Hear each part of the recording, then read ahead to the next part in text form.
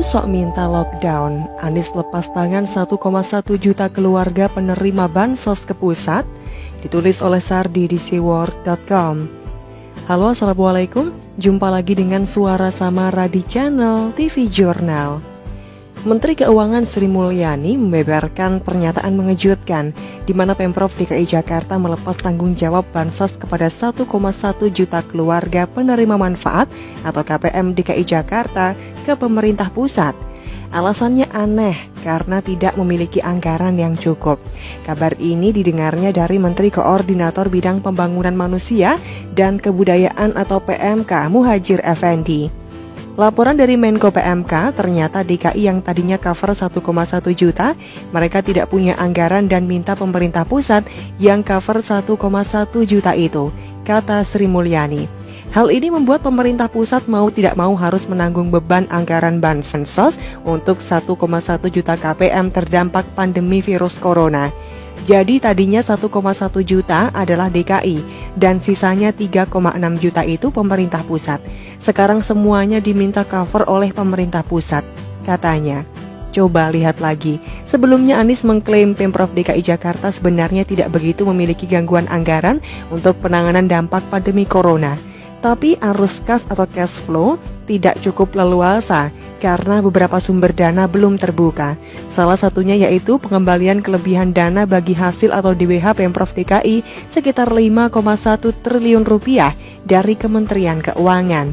Anies berharap dana tersebut cepat dicairkan. Sudah? Sri Mulyani menjawab tantangan Anies dengan mengubah kebijakan di mana pembayaran DBH dipercepat sebesar 50% sebelum audit BPK keluar. Kementerian Keuangan pun sudah mengembalikan DBH DKI sebesar 2,56 triliun rupiah pada pertengahan April lalu. So, sudah dapat duit, kenapa masih lempar tanggung jawab 1,1 juta keluarga ke pusat? DPRD DKI membantah. Entah siapa yang benar, tapi kalau ini benar, seandainya ini benar, maka gubernurnya sangat keterlaluan dan kacau. APBD DKI Jakarta paling gede, tapi sekarang terlihat sangat miskin.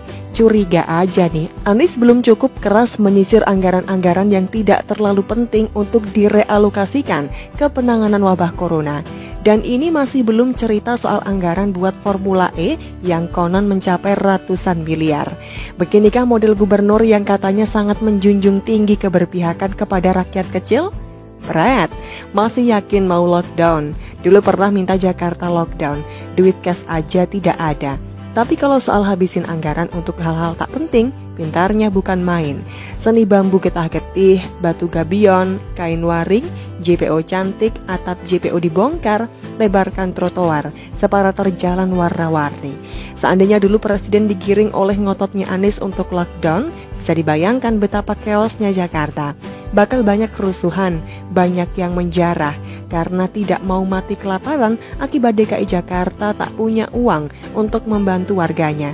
Benar-benar pemimpin yang tidak peduli pada masyarakat. Tapi kalau teriak-teriak di media dan konferensi pers seakan-akan kebijakannya yang paling benar, dia paling jago. Semua itu ternyata cuma omong kosong. Kalau mau main angkat tangan dan lepas dari tanggung jawab, lebih baik Anies mundur secara terhormat. Itu pun kalau punya nyali dan punya malu. Gaji TGUPP yang tak ada gunanya itu lancar enggak? Anggaran ormas lancar enggak? Dana Formula E sudah diberikan. Uang operasional gubernur lancar jaya enggak? Giliran bansos untuk warga ngakunya tidak ada duit. Benar-benar muka tembok. Gubernur ini memang tidak pernah becus kerjanya. Yang kayak gini dielu-elukan jadi presiden? Kacau lah, urus warga ibu kota yang sekitar 10 juta jiwa aja tidak becus. Gimana mau ngurus 250 juta rakyat seluruh Indonesia yang ada malah kejang-kejang kelaparan? Makan tuh Formula E, kenyang kalian lihat balapan mobil listrik. Hah? Enak gak makan janji manis doang? Manisnya sama kayak permen apa enggak? Bagaimana dengan janji seindah surga? Enak gak? Ini namanya rezeki bagus buat JKT58 yang bodoh itu.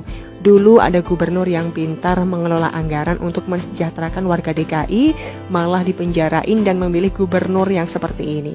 Padahal dia ini bela-belain berantem dengan para tikus pencuri uang rakyat.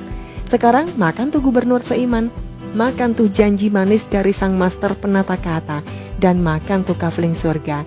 Dari sekian janjinya yang mangkrak saja sudah membuktikan kalau dia ini tidak benar-benar memperhatikan rakyat. Bagaimana menurut Anda? Silahkan untuk tulis komentar di kolom komentar. Jangan lupa untuk like, subscribe, dan share. Samara pamit, wassalamualaikum warahmatullahi wabarakatuh. Bye!